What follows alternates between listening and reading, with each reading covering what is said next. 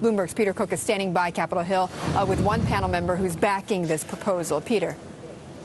And Betty, that panel member is Senator Ken Conrad, the Democrat from North Dakota, who's also the chairman of the Budget Committee, including being a member of the Fiscal Commission. Thank you for the time, as always. Appreciate it. There are 12 lawmakers on this panel. You are the only lawmaker who's returning to Congress next year to back this plan. Are you walking the plank for this? I don't think so. Look, I think walking the plank is failing to stand up and lead at this critical juncture for the country. All we have to do is look at the debt crisis in Europe and understand where we're headed if we fail to act. The greatest threat to our long-term economic security is this debt threat that's hanging over the country. It's time to act. 14 of 18, that's what's needed to send this on officially to Congress. They going to get 14? You know, I've frankly never thought we were going to get 14. That is incredibly hard to do in this town, to get 14 of 18 to agree on anything. But what I do think will be served is to set an example and to lay out a plan that gets our debt under control and really dramatically reforms the tax system of this country by cleaning out some of the deductions and the exclusions and the loopholes and actually lowering rates, which interestingly enough will produce more revenue. 90% of the new revenue goes to lowering rates to make America more competitive. And of course, we make Social Security solvent over the next 75 years and really get America back on track. It's critically important that we do this plan or one like it. So the vote on Friday doesn't necessarily matter? This plan has already had its impact? Well, I think this plan is having an enormous impact. It has changed the discussion in the country, changed the discussion on Capitol Hill. I'd love to get 14 of 18 to agree, because then it would go right to a vote in the Senate and the House.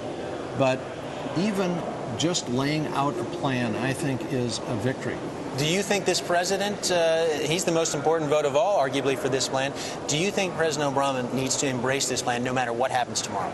I think he needs to embrace a plan like this one or this one. You know, you could disagree with some of the details of this plan. Certainly I do. The question is, are you going to produce a document, a plan that, if implemented, gets America back on track? I don't think there is any alternative but to do that.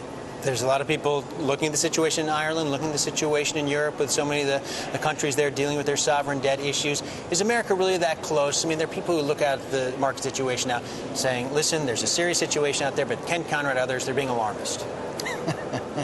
I'll tell you, the best experts that came before this commission have done a 200-year analysis of fiscal crises in countries around the world.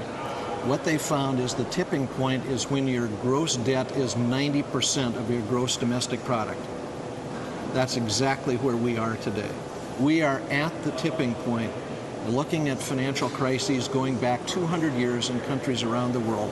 Anybody that doesn't understand that America is in trouble just isn't paying very close attention.